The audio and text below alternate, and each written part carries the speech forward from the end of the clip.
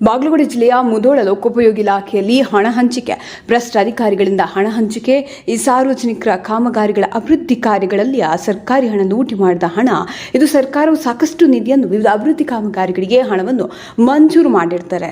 ಆದರೆ ಈ ಭ್ರಷ್ಟ ಅಧಿಕಾರಿಗಳು ಹಾಗೂ ಸಂಬಂಧಪಟ್ಟ ಅಧಿಕಾರಿಗಳೊಂದಿಗೆ ಗುತ್ತಿಗೆದಾರರೊಂದಿಗೆ ಕೂಡಿ ಕಳಪೆ ಕಾಮಗಾರಿಯನ್ನು ಮಾಡಿ ಆ ಕೆಲಸಗಳ ಬಗ್ಗೆ ಜನ ಕೇಳಬಾರ್ದು, ನೋಡಬಾರ್ದು ಎಂದು ಈ ಕಾರಣಕ್ಕಾಗಿ ಹಣವನ್ನು ನೀಡ್ತಿದ್ದಾರೆ. ಈ ಹಣವನ್ನು ಏಕೆ ನೀಡ್ತಿದ್ದಾರೆ, ಅದು ಎಲ್ಲಿ ಅಂತೀರಾ?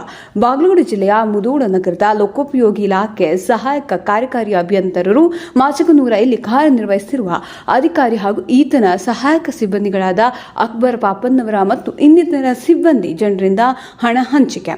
ಈ ಕಚೇರಿ ಸಿಬ್ಬಂದಿಗಳು ಯಾವುದೇ ಕೆಲಸ ಮಾಡಬೇಕಾದ್ರೆ ಮೊದಲು ಲಂಚ ಕೊಡಬೇಕು.